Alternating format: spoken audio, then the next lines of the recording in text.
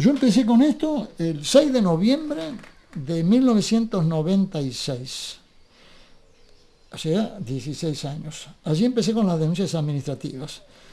El 7 de noviembre en la municipalidad, el 14 de noviembre en el ministro de Obras Públicas, Humberto Toledo, un escribano. Ya antes, en el año 90, había hecho denuncias administrativas, pero con motivo de tosqueras, de cavas. Pero con respecto a las aguas, esto empezó el 6 de noviembre de 1996. Hubo un interregno de 2 años en donde se movieron un poco los papeles, pero no llegué a generar presión. Pero en el año 99 fue un infierno para esta gente que me eludía. Habían hecho desaparecer todos mis expedientes. Bueno, multipliqué esas presentaciones que habían desaparecido en 12 oficinas públicas, o sea, direcciones, secretarías, ministerios, Fiscalía de Estado. Los volví locos. Bueno, ahí llegaron a reconocer por primera vez un error en el cálculo hidrológico del vecino barrio Los Sauces, una urbanización muy pequeñita que está hecho en el fondo de una cañada, un error en el cálculo hidrológico de 8 veces. ¿Vos te imaginás lo que es errarle en 8 veces? Por supuesto, las casas están fundadas en un suelo que hoy reconoce 2,85 metros de altura de anegamientos. Tener propiedades en ese suelo, te imaginas la gracia para los que viven allí. Primero porque saben que el primer día que tuvieron las casas anegadas salieron en la tapa del diario La Nación, y a pesar de que mandaron cartas documento al secretario de la redacción del diario para decir que eso era un escándalo, que no le autorizaban a... Bueno, la respuesta del secretario fue muy concreta, y se tuvieron que bancar esas imágenes en la tapa del diario y en la contratapa del Cuerpo Central. En la contratapa del Cuerpo Central, allá había una urbanización de Eduardo Ramón Gutiérrez, testaferro de uno que fue presidente, lleno de dinero, que resolvía todos sus trámites yendo a Olivos en jet. Muy simpático. De hecho, ha estado aquí un par de veces, muy amigo de uno de mis hijos. De hecho, una gran persona, está claro, ¿no? Por ser testaferro, no es una excelente persona y nunca comete 2 veces el mismo error. O sea, yo he visto que en él hay progresos en sus comportamientos, pero no por eso le he dejado de marcar en todas las oportunidades que he tenido oportunidad de hacer esas marcaciones lo que advertía mal.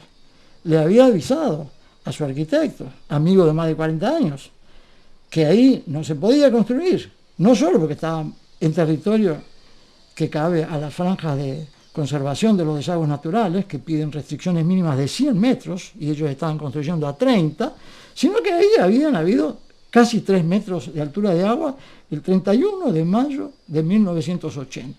Bueno, al año de hacer esas advertencias, aparecía toda la sede social del barrio La Lomada del Pilar, donde vive Santilli, donde vive Nancy Paso, donde viven muchos amigos míos, todo cubierto por el agua. Basta con ir al diario La Nación del 17 de abril del 2002 para ver en la página 16 la sede social de La Lomada, toda rodeada de agua. Advertencia que les había hecho, ya te digo, a ellos, dándoles las imágenes que yo había capturado de ese lugar, antes de hacer las obras, el día 6 de noviembre del 96, o sea, 6 años antes. Tuvieron todo tipo de advertencias, imágenes, todo. Estudios de hidrología, porque yo hice, bueno, ese estudio fue posterior, hice hacer por un hidrólogo y meteorólogo recomendado por la principal consultora hidráulica de la Argentina. Hice hacer un estudio de hidrología de las 2 cuencas, Pinazo y Burgueño, con la más alta resolución en la modelación matemática, con ajuste de todas las variables, con 5 testimonios vecinales que quedaron probados en esos estudios, porque los 5 guardaban muy ajustados correlatos. Y bueno, hoy ese estudio solamente fue alcanzado en ese nivel de resolución por un estudio que hizo el Instituto Nacional del Agua el año pasado para el arroyo Pergamino. Sino ese estudio, que fue un regalo que se le hizo a la provincia, daba testimonio de la máxima aplicación de criterio, de seriedad, de generosidad, porque no pedí, nunca he pedido nada. Sin embargo, no le prestaron la más mínima atención y así le fue. Bueno, vamos a hacer un cortecito.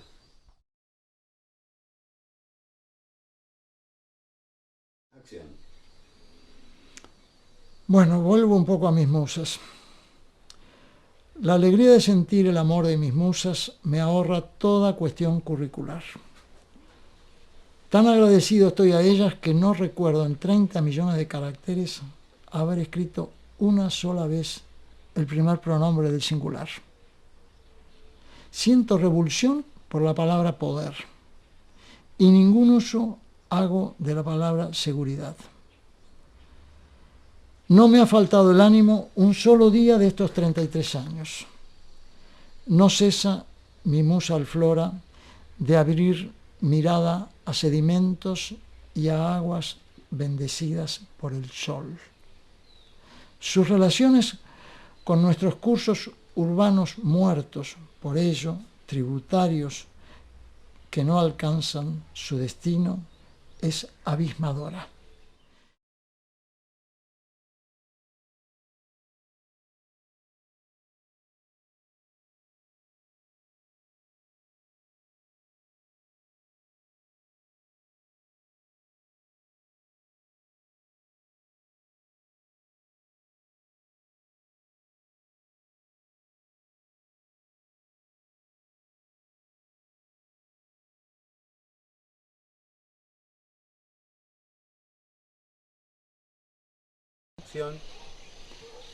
Señor juez, he trabajado 16 años en estos mismos lugares, con estos mismos problemas, con los mismos rostros, con los mismos funcionarios. Sigo repitiendo lo mismo en 30 millones de caracteres, 10 millones en Suprema Corte, señor juez. ¿Usted cree que no habría una mínima oportunidad en contestar algo concreto, en bajar al fondo de las cuestiones? ¿Qué sentido tiene que el pobre asesor general de gobierno, corresponsable de la mayoría de esas leyes, decretos, resoluciones y disposiciones administrativas, qué sentido tiene que ese señor no empiece a mirar por el fondo de la cuestión y siga oculto en las faldas de las polleras, de los rituales y las doctrinas procesales? ¿Usted cree que tiene tanto valor esa doctrina y ese ritual para nunca querer mirar, señor juez, el fondo de una de esas cuestiones planteadas en 30 causas en Suprema Corte? ¿Cree usted que eso tiene algún sentido? ¿Qué interés directo, personal, tendría este burro para seguir mortificando su investidura, su tarea, su responsabilidad, siempre machacando en el mismo clavo, con el mismo discurso? ¿Qué sentido tiene seguir llenando de papeles, una montaña de papeles en Suprema Corte? ¿Qué esperan hacer con esa montaña? Señor juez, he visto fiscales que hace ya 13 años, como tales, como fiscales, en la UFI 9 de San Isidro, empezaron a recibir denuncias penales contra estos mismos personajes, 27 declaratorias penales, para luego terminar arrojándolas al tacho de la basura. Hecha la debida apelación a Cámara, después de 30 días, tengo la respuesta, que la sacan del tacho de basura y la envían al archivo. Pero lo más gracioso es que antes de responder a esa apelación a cámara, el principal imputado, Eduardo Ramón Gutiérrez, del que ya creo haber hablado, lo invita a uno de mis hijos al Sheraton a cenar. Y sentados en la mesa, ¿quién aparece? El propio fiscal de cámara. Mire qué sorpresa, señor juez. ¿Y sabe cómo lo presenta nuestro querido Eduardo a mi hijo, al fiscal Julio Alberto Novo? Este es el hijo de aquel que vos tenés los expedientes en tu escritorio. Bueno, si así vamos a atender los problemas que vengo insistiendo en 16 años de trabajo, con más de 30 millones de caracteres en la web, y 10 millones, repito, solo 10 millones en la Suprema Corte. ¿Qué esperan hacer? Me tocará estar bajo la tumba, muerto, pero me voy a seguir ocupando de esos problemas, de ustedes, aunque ahora hayan devenido jueces. ¿Qué sentido tiene que no le diga, querido señor juez, que la medida cautelar que usted dictó contra San Sebastián, en donde hizo uso, y no digo abuso, porque la verdad que lo ha hecho con tanto placer, la erudición que usted tenía en estas materias, que no puedo concebir que después de un año en donde usted aparece en la propia obra para tomar las fotografías, lleva al municipio la orden de fiscalizar la clausura de esa obra, y después, a los 6 meses, un veterinario que no sabía de nada de estos temas, en reemplazo de un secretario de Ambiente, le firma una declaratoria de impacto ambiental más trucha imposible, y usted con esa medida administrativa levanta la clausura de lo que durante 6 meses había sido una prevención llena de elocuencias que hubieran sorprendido y que me siguen sorprendiendo. Acción. Señor juez, lograría hablar 30 días seguidos sin parar, dándole con pelos y señales, noticias, de todos los que han intervenido, de todos los que tienen una responsabilidad, de todos los que nunca actuaron debiendo actuar. Dígame, ¿a usted se le ocurre que este flaco tiene algún interés, le vuelvo a repetir, en todo lo que está haciendo, que no sea comunitario? ¿Usted cree que alguna vez he pedido algo? Siquiera que me respondan una línea. Nunca he pedido nada, ni siquiera eso. Sigo trabajando solo, como si fuera un autista. Bueno, de hecho, ese ánimo es el que tienen los autistas, porque pasa que ustedes no parecen estar enterados, que los autistas están comunicados con una fuente interior. Esa fuente interior, en mi caso, es esta señora a la que llamo mi musa, Alflora Montiel Vivero, que me da el ánimo, la inspiración para hablar de estos temas sin dejar nunca de trabajar. ¿Usted cree que esa señora no tiene otras alternativas después que este flaco desaparezca? Ahora, ¿qué sentido tiene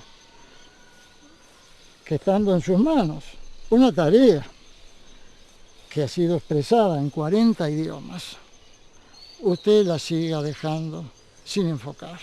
¿Qué espera? ¿Que Costantini salga a buscar esos miles de millones que va a necesitar para remediar barbaridades que llevan de 500 a 8.000 años? Porque eso no tiene nombre. Los estragos que están haciendo en el Puelches, eso no tiene nombre. Entonces, ¿cuál es el sentido por el cual ustedes siguen esquivando mirar por el fondo de la cuestión? ¿Cuál es el motivo? Por dar un ejemplo mucho más concreto, que una causa como la de Riachuelo, en la cual en el año 2011 reconocen haber invertido 7.400 millones de pesos. Todo el presupuesto del Poder Judicial de la Nación de ese mismo año fue de 4.077 millones. Y ese balance de ese año cierra con una confesión extraordinaria, y no de un juez, sino del propio instituto que representa a la nación, a la provincia y a la ciudad de Buenos Aires, confesando que no sabía cómo identificar el pasivo del Plan Integral de Saneamiento Ambiental de la cuenca Matanzas-Riachuelo. He leído cuando joven las confesiones de San Agustín. Bueno, no sé si se ganó un lugar en el Santoral por ese motivo o cuál fue el motivo.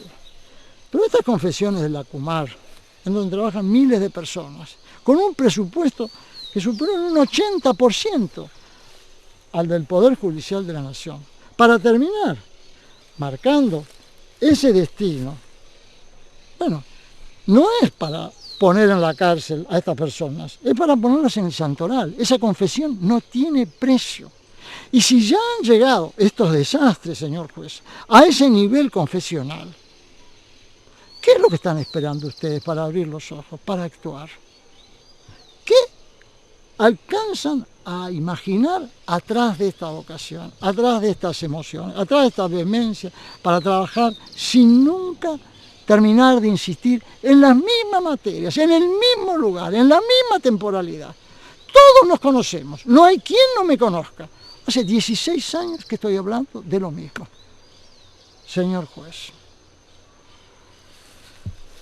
Ay.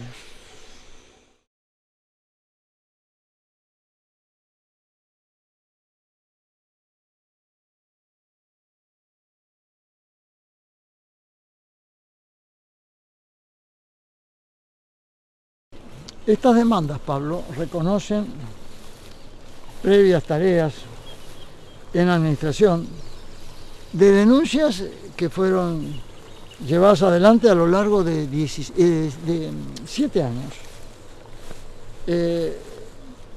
Apliqué a esas denuncias no menos de 15.000 folios.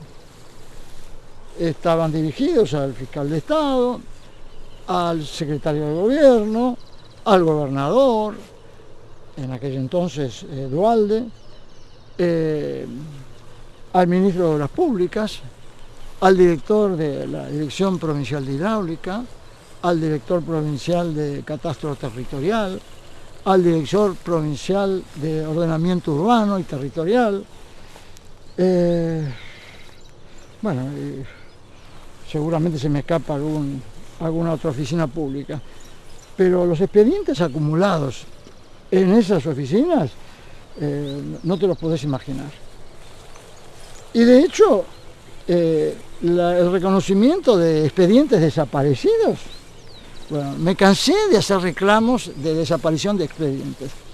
Y siempre insistía, cuando renovaba mis presentaciones, esas denuncias, en aplicar el número del mismo expediente anterior para que se dieran cuenta de los años que llevaba aplicando esas mismas denuncias en esos mismos expedientes, aunque ellos desaparecieran. Yo hacía reclamos, insistía en todos lados, ¿eh? De hecho, las primeras denuncias penales están hechas en la UFI 9 en febrero del año 2000, o sea, hace 13 años. Y el motivo de esas denuncias fue que el asesor legal del municipio de Pilar me dijo que si no hacía denuncia penal de la desaparición de esos expedientes, yo era corresponsable. Bueno, ahí me decidí, no era ni mi estilo ni mi deseo hacer denuncias penales, pero cuando me dicen que terminaba siendo el corresponsable si no hacía la denuncia penal, bueno, ahí marché. Y estuve 1 año y medio, presenté 27 declaratorias penales. El que hoy es juez en el Tribunal número 5 de San Isidro, el doctor Mario Coa, a cargo entonces de la Fiscalía número 9 de San Isidro, después de 1 año y medio de tratarme con mucha simpatía, con mucho aprecio, las tira al tacho de basura, las considera inválidas. Hago una apelación a Cámara y el fiscal de Cámara, con un poco de vergüenza, la saca del tacho de basura y las manda al archivo. Allí están, ¿no? Insisto, entonces, en el Juzgado Federal de Campana, con aquel famoso juez Fallonato Márquez, que después de 2 años vuelve a mandar esos expedientes a los tribunales de San Isidro. Bueno, lo que sigue no te lo quiero contar porque da vergüenza. Me gustaría, si me podés enumerar, sigamos caminando así despacito, si me podés enumerar. El gusto que le tomé a esta tarea tiene un soporte de mucha afectividad, que es el aprecio que alcancé a sentir de aquel grupo de arquitectos que se ocupó de la redacción de la ley 8912 de uso del suelo en la provincia de Buenos Aires. He visto allí a un equipo de 20 personas que trabajaron un cuarto de siglo en la formación de profesionales que iban a sembrar conciencia en las áreas de planeamiento municipal, y te diría que es a ellos a los que le debo el cariño con que he trabajado estas materias. Desde el padre de esa ley, Alberto Mendonza Paz, Edgardo Scotti, el redactor, bueno, Susana Garay, María Marta Vincet, directoras provinciales de urbanismo. A toda esa gente le debo este cariño y siento que no estoy solo, que tengo la compañía de funcionarios de una calidad superlativa. Ya están todos jubilados, pero la semilla que ellos sembraron está viva. Bueno, ojalá en todas las reparticiones públicas hubiera personas que generan su trabajo con la suficiente libertad para dejar esas huellas de responsabilidad. Hasta ahora no he tenido la suerte en la justicia, salvo, te diría, una jueza federal que parece haber tomado conciencia y en los últimos meses ha sacado a luz algunas disposiciones que espero que sean el comienzo de esta historia. Pero después todavía la justicia está esperando, no sé, que pase algo. Se ve que no se animan, porque al fin y al cabo los usos y costumbres en la Argentina son todas así de gran relax, y como los intereses son enormes y esos intereses tienen en todas las áreas de la política un amigo, bueno, pero ya te digo, en aquellas denuncias penales todo terminó en un tacho de basura, aunque luego intentó hacer su camino de regreso. Está esperando, eso el día que salte se come crudos a unos cuantos. Porque los detalles de esas denuncias son interminables. Soportes de criterio de hidrología, cotas de anegamiento, datos pluviométricos tomados de registro del Servicio Meteorológico Nacional, registros de datos históricos tomados del Archivo Histórico de Geodesia, del Archivo General de la Nación. Hay una información que no se termina. De hecho, calculo haber aplicado a estos temas, a estas historias, no menos de 30 millones de caracteres. Así que calcular las miles de páginas que hay hablando siempre de lo mismo, machacando siempre en el mismo clavo. No es que me he dispersado. Por cierto que uno puede tener, cuando tiene tanta imaginación, tendencia a la dispersión. Pero en este caso, como eran textos, no eran denuncias verbales, eran escritas. Y siempre uno en el escrito se aplica a ser un poco más pulido en su expresión y a recordar lo que olvida. Y bueno, nadie entonces puede decir de que me olvidé de nadie. Si tuviera que dar nombres en el área pública, te diría que el más responsable de todos ellos, Edualde, que no digo que sea una mala persona, pero tenía tantos amigos, con tan poco criterio de lo que es una república, que si uno se pone a hacer balances, te diría que ese vasco tendría que tener un poco de vergüenza de tantos amigos, a tantos favores que regaló. Bueno, Rucauf tuvo un periodo muy cortito y tampoco hizo gran cosa. Solano, a Felipe Solá le reconozco una capacidad de administración sana, un hombre sano, de muy buen carácter, y siento que todo en el gobierno de Solá progresó. No todo lo que uno espera, pero el progreso fue pronunciado. De cualquier manera, encontré en todas esas áreas donde durante años venía haciendo reclamos, más o menos las mismas respuestas de mediocridad que uno ya conoce. Eso a nivel de gobernadores. Y a nivel de ministros, bueno, los ministros de Obras Públicas que conocí en la época de Duhalde, un desastre. Empezando por el escribano Toledo. Siendo que las denuncias estaban dirigidas expresamente a él, no a la dirección de hidráulica. Y en la dirección de hidráulica había un famoso Hugo Pablo Amicarelli, director provincial de hidráulica, que no sabés lo que hizo ese hombre con todas las cuestiones de hidráulica en la provincia de Buenos Aires en los 25 años que reinó. Después Duhalde se lo llevó a la Subsecretaría de Asuntos Hídricos de la Nación. Pero ese hombre es de terror lo que hizo. La falta de criterio de ese hombre. Yo no digo que a lo mejor haya sido mala o buena persona, eso lo juzgarán sus abuelos. Pero que esos desastres de falta de criterio, no te lo puedes imaginar. Y se sintió un emperador. Entonces, impulsó dos grandes proyectos. El plan maestro de la provincia de Buenos Aires, que tampoco te imaginas lo que es ese plan. Pretender escurrir 2,5 millones de hectáreas de áreas endorreicas sin soporte de criterio de hidrología alguna. De hecho, hay un artículo en el Código de Aguas, que es el otro proyecto faraónico de Amicarelli. Hay un artículo, el 18, que es determinante para la fijación de la línea de ribera, con unas pretensiones de hidrología sobre crecientes medias ordinarias, que por cierto, si encontrás un funcionario en 100 que entiendan de qué y a qué apunta ese criterio, bueno, te doy un premio. La cuestión es que esos dos grandes proyectos de Amicarelli, el plan maestro y el Código de Aguas, bueno, eso sentó un antecedente de desquicio en toda la administración de aguas provinciales, que yo no conozco en toda la administración pública un sector más desestructurado, más irresponsable, más perdido, siendo que allí, como en todas las áreas, hay gente extraordinaria y otra que no vale nada, pero bueno, recuerdo las extraordinarias, entre ellos el decano de los ingenieros hidráulicos, el ingeniero Valdés, ya fallecido.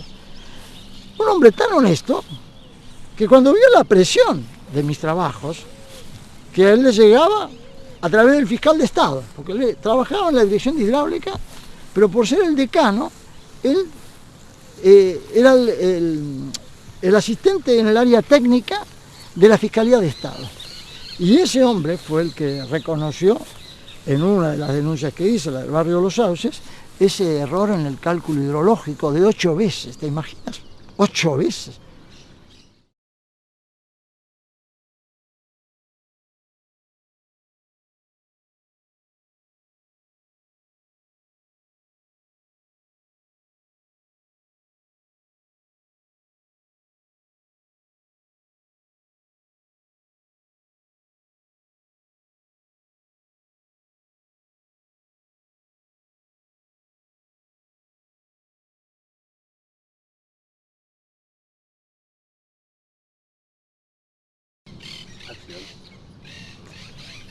Bueno, quizás para parar todo este sendero interminable de nombres y apellidos, qué sé yo, un enfoque a la cadena de responsabilidades, a lo mejor facilita comprender la complicación de toda esta trama, que te repito, en la administración, en las personas de derecho público, empieza por el gobernador. Si el gobernador quiere esto, lo ordena en 10 minutos, aunque abajo sean todos un desastre. Pero de hecho, nunca quiso ordenarlo. Después pasa por los ministros, en este caso los de Obras Públicas. Muy poca injerencia tienen los de Economía en estos temas, aunque también siempre hay alguna cosita en la oficina de jefatura de trámites de inscripción en la propiedad horizontal ahí encontré unos funcionarios desastrosos, pero ya te digo, a nivel ministerial la responsabilidad apunta al Ministerio de Obras Públicas. En la parte de gobierno he tenido, te diría, las mejores respuestas siempre del ministro de Gobierno. En esta época de Duhalde era Díaz Bancalari, que la verdad que, aunque él tampoco podía hacer mucho, por lo menos tenía respuestas sanas, ¿no? Se ocupaban de enviar los expedientes de vuelta al Ministerio de Obras Públicas para que respondieran a esas denuncias. Bueno, gracias a Díaz Bancalari yo siento que algo ocurría. Pero el foco de todas estas denuncias siempre estuvo puesto en el Ministerio de Obras Públicas, en aquellos tiempos en la Dirección Provincial de Urbanismo y en la Dirección de Hidráulica. En urbanismo había tan buenas respuestas y ejemplos de responsabilidad como malos en la Dirección de Hidráulica. Pero ya te digo, lo de Hidráulica está condenado por la presencia de este hombre que durante 25 años se ocupó de crucificar a esa dirección. Y a él yo creo que se le debe toda esa desestructuración interminable que carga hoy la Dirección de Hidráulica. Bueno, la cadena de responsabilidades llegó un momento que no tenía solución, porque los expedientes seguían desapareciendo, las respuestas nunca aparecían, y bueno, cuando aparece Alflora en mi vida, es que ahí aparece todo el ánimo para cambiar el rumbo y pasar de las denuncias a las demandas en justicia. Y se ve que Alflora me dio un camino para acceder directamente a la Corte con demandas impugnando leyes, decretos y otras disposiciones administrativas. Hice solo 3 demandas judiciales en juzgados contenciosos administrativos de primera instancia que llevan ya 8 años. Las respuestas fueron desastrosas. O sea, a nivel de corte se advierte la dificultad que tienen los ministros para tomar al toro por las astas. Tratan de demorar, bajar al fondo de la cuestión todo lo que ellos está al alcance de sus manos, ¿no? Pero a nivel de jueces de primera instancia, realmente la falta de preparación para atender estas demandas súper específicas, porque están cargadas de información, no le falta. De hecho, ellos nunca respondieron una línea, porque no tienen forma de responder eso. Cada vez que yo presentaba un estudio de hidrología completo, hecho por hidrólogos, meteorólogos, ellos respondían diciendo que no tenían ninguna información hidrológica. O sea, la respuesta era desnudarse. Es decir, nosotros no tenemos la forma de ni decir que sí ni decir que no. Nosotros de eso no sabemos nada. O sea, han concentrado en la provincia todo lo que son criterios de hidrología. Las concentraciones administrativas, porque las leyes no marcan eso. Las leyes disciernen cuáles son las responsabilidades en materia hidrológica que les caben a los municipios y cuáles las que les caben al Ejecutivo Provincial. Sin embargo, eso nunca se respetó. Por cierto, los intendentes felices de que todo el paquete estuviera concentrado en la Dirección de Hidráulica. Bueno, me he ocupado en estos años de machacar, ya te digo, machacar siempre el mismo clavo, de hacerle conocer a los intendentes cuáles son sus responsabilidades en materia de hidrología, que son fundar cotas de anegamiento y cotas de arranque de obra permanente, para que las casas no estén fundadas en lugares que después conocen 3 metros de altura de aguas. Bueno, ¿nombres propios? ¿Cómo? ¿Nombres propios, vecinos? Sí, cómo no. Bueno, el tema de estas demandas contenciosas administrativas en la Suprema Corte, llegó un momento que, más allá de apuntar a leyes, decretos, disposiciones y resoluciones administrativas, había que enriquecer la entidad, mostrar las circunstancias, la dimensión existencial que tenían esas faltas de respeto a esas leyes o esos defectos en la redacción de esas leyes, porque de hecho muchas de esas impugnaciones hablaban de falta de calidad para reflejar las exigencias que planteaban esas normas.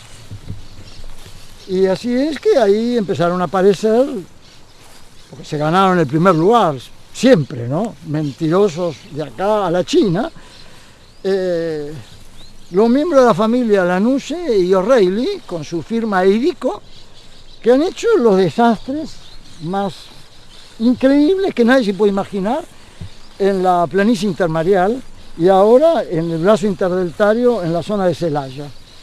Bueno, a esa familia, no sé, les encanta hablar de santos, porque de hecho todos los barrios de ellos tienen el nombre de un santo, así que se ve que están llamados también, ¿no?, a figurar en el santoral. Pero la desvergüenza de las mentiras, el caradurismo, la desfachatez para mentir, no tiene nombre, no tiene nombre. Son capaces de decir que la planicie intermareal con 7 milímetros de pendiente es como Acapulco, que hay acantilados. Así, es increíble. Bueno, no sé, se ve que tienen esa confianza de saber que mentir en la Argentina y en política es el mandato. Así que ya no se trata de tener un poquito de vergüenza, de enriquecer el ambiente donde han sido privilegiados con un poquito de nobleza. No, ¿qué importa? ¿Qué importa? Lo que importa es, no sé lo que importa, porque la verdad es que... Bueno, y lo más gracioso es que en todo esto aparece un grupo de chilenos, grandes billeteras, grandes apellidos en algunos casos, y uno de ellos en particular, José Ignacio Hurtado Vicuña, me dedica en una oportunidad un comentario en el diario La Nación, sugiriéndome, después de haber advertido que era una persona seria, con un poquito de cultura, que viajara un poco más, que viera, por ejemplo, cómo había sido construida Boston en el medio de humedales. Bueno, y al tiempo que me hacía esas recomendaciones, le pagaba a un señor que tiene un blog en Escobar que se llama El Bucanero de Escobar. Si vos vieras las cosas que han dicho de mí en ese Bucanero Escobar, desde el hecho de ponerme, por ejemplo, adentro un profiláctico. Yo te digo, yo me considero un forro, pero espiritual. No como estos forros que uno se imagina. Bueno, la respuesta que le di al editor del Bucanero de Escobar está en la internet. Y tan linda fue la respuesta que este hombre cambió todo el discurso. Al que le había pagado para decir esas barbaridades, lo dejó. Bueno, y lo más gracioso es que entonces este chileno, viendo que ya el editor no respondía a sus voluntades, empezó a subir él comentarios propios de él al Bucanero de Escobar. Y uno de ellos es tan idéntico al que está en el diario La Nación que eso me permitió identificarlo. Ahora, ¿qué sentido tiene que este señor, que compra en 1997 una parcela de 1.300 hectáreas en la zona de Celaya, que había pertenecido a la familia Gurbendi? Era una gran estancia que se llamaba Sol del Pilar, de las cuales 200 hectáreas estaban en la barranca y las otras estaban en la parte de la planicie intermareal. Bueno, a ese hombre lo vengo siguiendo desde 1998, o sea, ya hay denuncias administrativas contra esa propuesta de este hombre, que al principio las encaró por su cuenta y siempre fracasaba, porque se ve que no tenía experiencia para tratar con los mundos de la administración pública argentina, porque en Chile las cosas son bastante más ordenadas, y él se ve que no sacaba provecho de muchas herramientas que hay para tratar con funcionarios. Entonces él, cuando vio que después de... tuvo 6, 7 años luchando para que su proyecto caminara, Bueno, tampoco le favoreció la famosa crisis del 2001 y se ve que alguien lo convenció de que hiciera un cambio con gente más experimentada para llevar adelante estos proyectos, que tenían más relaciones políticas y que conocían cómo se llevan adelante estas causas tan nobles. Perdón la ironía, porque la verdad es que ya no sé cómo tapar el fastidio que tengo con esta gente y con esos proyectos. Bueno, y los invita a compartir sus sueños a la familia O'Reilly y Lanuse, estos de IDICO, y hacen una nueva sociedad que se llama EMDICO. Y bueno, en el 2007 empiezan a trabajar, 2007-2008, sin audiencia pública, sin estudio de impacto ambiental, sin la ley particular que les exige indicadores ambientales críticos para formular esos estudios de impacto ambiental, porque no sean simples cantos de sirena. Y sin nada arrancan. Bueno, a los 2 o 3 meses ya tenían una cautelar dictada por aquel mismo fiscal que me había tirado las denuncias al tacho de basura, ahora era juez. Bueno, ese juez se ocupó de tomar las fotografías de los desquicios que estaban haciendo ahí en Celaya.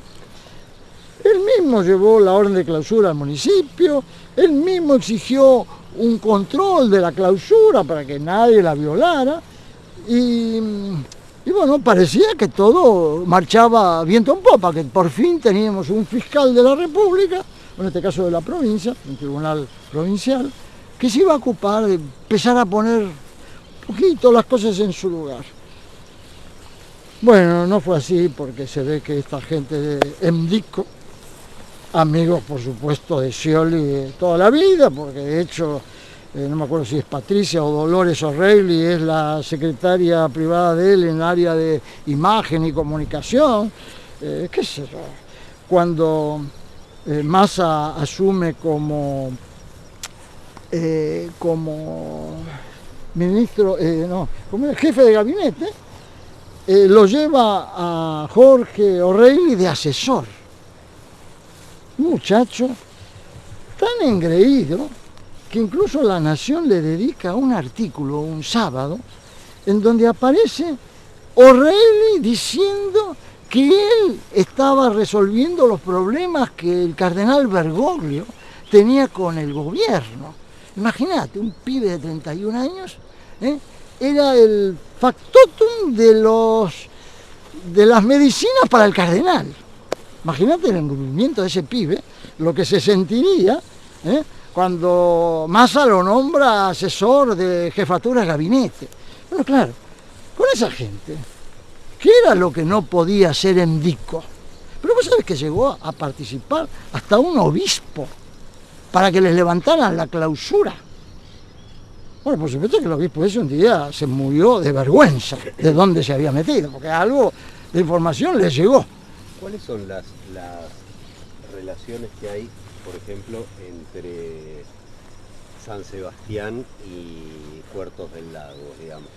Bueno, las relaciones son físicas porque comparten los mismos crímenes. Pero perdóname, después de mi pregunta decime, entre San Sebastián para que esté... Sí, entiendo. Sí. Bueno, para tratar de cerrar un poco este tema, el ejemplo más patético de esta falta de conciencia es, te vuelvo a repetir, San Sebastián en Celaya, por las complicaciones que le acerca el parque industrial, asegurando que la polución y el envenenamiento de los mantos filtrantes y de las aguas allí es descomunal. Pero si tuviéramos que mirar el tema de las responsabilidades, no hay más alternativa que entender que los poderes están en manos de los que más tienen y compran voluntades donde sea que haya que comprarlas, a nivel judicial, a nivel de gobierno, a nivel de legislatura, ni te cuento. Y entonces toda esta historia realmente necesita de personas como vos, que justamente tratan con estos medios de comunicación masiva de explorar formas con mucho foco de estos problemas ambientales que no tienen tanto que ver con temas de flora y fauna, sino con cuestiones, ya te digo, criminales sin ninguna vuelta. Y al foco este de estos crímenes concurren grandes diseñadores, eso es lo curioso, porque si hay padres intelectuales aquí, ni siquiera son los empresarios. Los padres intelectuales son grandes arquitectos, grandes consultores ambientales, que hacen dibujitos con sus estudios de impacto ambiental y bueno, prácticamente le aseguran al empresario que él tiene todos los soportes intelectuales para llevar adelante sus sueños sin pisar nunca territorios, ya no digo criminales, territorios de altos compromisos con los ecosistemas. Bueno, entre esos grandes intelectuales tenemos a Fernando Rovirosa, un arquitecto de una ilustre familia, a Marcos Pasinato, magíster en ética ambiental, en un instituto llamado FLACAM, presidido por un famoso arquitecto, Rubén Pesci, que fue el que piloteó en la legislatura la aprobación de Nordelta ya en la década del 90, que tiene un discurso magistral, pero que después hace exactamente lo contrario en la realidad. Apoya a estos señores, Béccar Varela, el que termina de conformar el estudio de estos tres señores, Rovirosa, Pasinato, Béccar Varela. No, fíjate, Pasinato es magíster en ética ambiental. Entonces, con ese rótulo, ¿quién va a poner en duda sus capacidades? Pues hay un jefe de consultores ambientales ingleses, no te imaginas lo que es ese señor. Entonces, antes de apuntar a los empresarios, yo tengo que apuntar a estos señores, porque sin ese soporte intelectual, sería imposible que estos empresarios se animaran a ser tan caraduras. Imposible. Ellos tienen ese soporte. Esos autores intelectuales son tanto o más responsables que los propios empresarios. Los empresarios tienen sus recursos para hacer lobby, todo lo que vos quieras, pero sin el sostén de estos otros, que son los que hacen todos esos dibujitos y que no tienen ninguna otra receta más que hacer esas cavas criminales, sería imposible esto. Así que ya te digo, la cadena de enlaces empieza con los que más preparación intelectual tienen, y que no le falta nada porque tienen conciencia de sobra para hacer cosas mucho más sanas. Y no se trata de tapar crímenes con paisajes, no alcanza. Así que ya te digo, si nos vamos a los enlaces, son los más inteligentes, los más responsables. No, después viene el dinero, para darle fluencia a todas estas cuestiones, pero la materia prima que aportan estos grandes arquitectos. Ahora, vos sabés que en la Facultad de Arquitectura nunca jamás se estudió la materia flujos, nunca. Ahora, ¿cómo puede ser que comprometan poblaciones inmensas? Están afectando un área de 45.000 hectáreas sin tener la más mínima conciencia de las dinámicas horizontales de las aguas en esa planicie. No hay nadie. Me gustaría encontrarme con uno, con el cual conversar 5 minutos. Y no es que soy un viejo loco que me he ocupado 10 minutos de estos asuntos. Llevo 16 años metido en esto. Y nunca he dejado de trabajar un solo día. Trabajo sábados y domingos. Y lo hago porque siento que es mi descanso. Que si no lo hago, bueno, la vida se va a ocupar de llevarme a otro lado. Pero siento que tengo ese compromiso, porque todos los días, Alflora me despierta con estas preocupaciones. Y me da el camino a mirar, ¿no?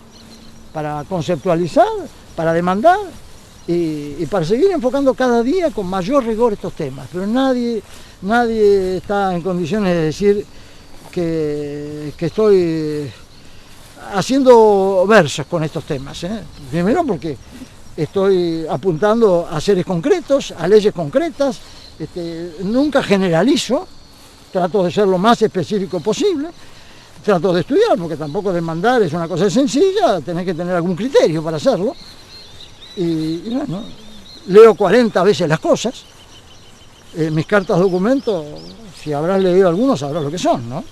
Tengo cartas documentos que tienen el doble de los caracteres que tienen muchas leyes.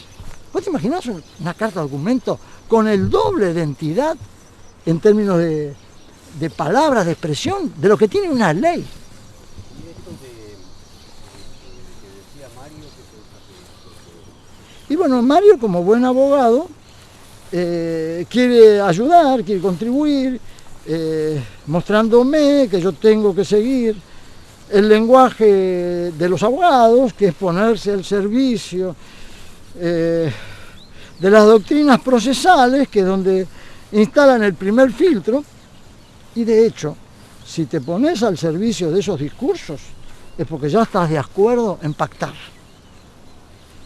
Y yo prefiero no pactar, seguir usando mi lenguaje. Por cierto, si tengo que presentar textos de legitimación para demandar, lo hago. Y tengo más de 2 millones de caracteres en legitimaciones, siendo que incluso no tengo nada que legitimar, porque la última reforma de la Constitución dice que estos bienes difusos son propiedad de todos, y por ese motivo no tenemos que legitimar nada. Distinto en otros temas, pero en los ambientales nadie tiene que legitimar nada, todos tenemos derecho a actuar, y más, tanto la Constitución nacional como la provincial nos exige actuar, somos corresponsables de aquello que no denunciamos, si tenemos conciencia tenemos que denunciar. Bueno, a mí me ha tocado trabajar con tanta pasión en estos temas que pues no tengo más remedio que seguir adelante, no puedo ponerme contemplativo como hace Mario para ver, acomodar el discurso para que el asesor general de gobierno se le ocurra un día, bueno, vamos a ver si nos ponemos de acuerdo qué es lo que tenemos que mirar de una demanda, porque esto, claro, si tenemos que mirar todo esto, no queda títere con cabeza. Entonces, a ver si baja un poco los decibeles y acordamos qué vamos a mirar. Bueno, no me interesa, porque de hecho yo no tengo nada que ganar, nada que perder, nunca pedí nada. Entonces, ¿qué sentido tiene ocultar, bajar los decibeles, ponerme abajo de la falda de la doctrina procesal? La señora doctrina procesal se tendrá que levantar la falda, descubrir qué es lo que tiene abajo y por qué está con esas faldas tan largas, ¿no es cierto? Y algún día algún ministro o algún juez se le ocurrirá mirar el fondo de las cuestiones. Hay 10 millones de caracteres en Suprema Corte. Y te vuelvo a repetir, el año 2011, el ACUMAR, aquella entidad tripartita, Nación, Ciudad de Buenos Aires y provincia, se devoró un presupuesto de 7.400 millones de pesos. Un 80% más que el presupuesto del Poder Judicial de la Nación, para terminar confesando que no sabían cómo identificar el muerto que tenían enfrente de sus narices, muerto de 226 años. ¿Pero es lo que gastar esas fortunas? Para terminar confesando al final de ese año que no sabían cómo identificar al muerto, el pasivo ambiental de ese famoso plan.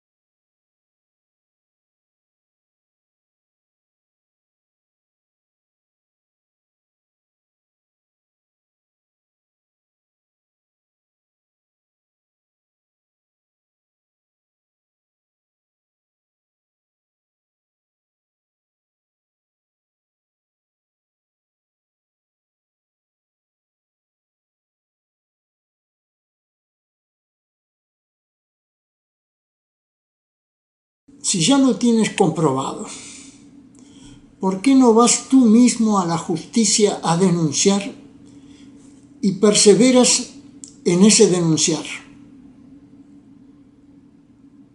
¿Acaso tu rol de funcionario no te permite asumir tu obligación de denunciar? ¿Crees que hacer un inventario equivale a denunciar? ¿Esperas que lo haga un burro en tu lugar? Esto es parecido a decir que para combatir el delito vamos a hacer un inventario de los delincuentes, que en este caso concreto representan no menos de la tercera parte del país. Darse a hacer el inventario permite estimar que el fin del mundo llegará antes. Más allá de lo que diga la ley, se necesita un estudio de impacto ambiental. Si antes ya está visible la destrucción de los equilibrios, de las dinámicas de los sistemas ecológicos y reconocida la importancia irreemplazable de su capacidad servicial,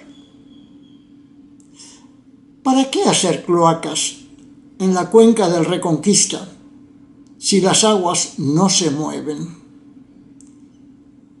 ¿Para qué hablar del estudio de impacto en la carreta ambiental si ya hemos matado al buey?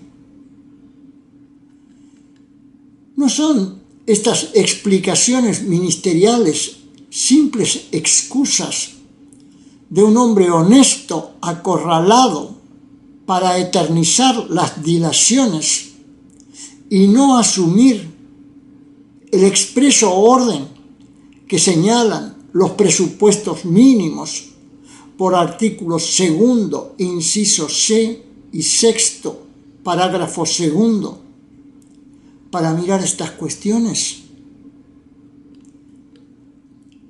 Cuando hablamos de ecosistemas hídricos en planicies extremas, según la Ley General del Ambiente Provincial, estamos hablando de sistemas termodinámicos, naturales, abiertos y enlazados. Cuando hablamos de sistemas ecológicos, hablamos de estos enlaces entre ecosistemas hídricos en planicies extremas. ¿Cuántos siglos más vamos a tener que esperar para que nuestros científicos, en lugar de particionar, se dediquen a enlazar? ¿Cuántos siglos en relacionar los humedales con los ríos? ¿Cuántos en confesar que toda la energía que dinamiza los ríos de llanura es de origen solar y no gravitacional? ¿Cuántos en confesar que esa energía solar está atesorada en los humedales que por costas blandas y bordes lábiles transfieren de continuo esa energía al río que transita en vecindad? ¿Cuántos más años necesitamos para reconocer que los más sumergidos humedales en nuestra inmediata vecindad no son los insulares deltarios, sino las antiguas salidas de los tributarios del oeste por los llamados bajos de Milberg y lo que sigue hacia el noroeste, que hoy, cargados de compromisos urbanos, no logran sacar sus aguas al estuario? Las imágenes lo muestran con toda claridad. ¿Necesitamos esperar a que el ministro Bergman haga el inventario? ¿Necesitamos que la justicia se enriquezca en estos temas y actúe? Sí, necesitamos.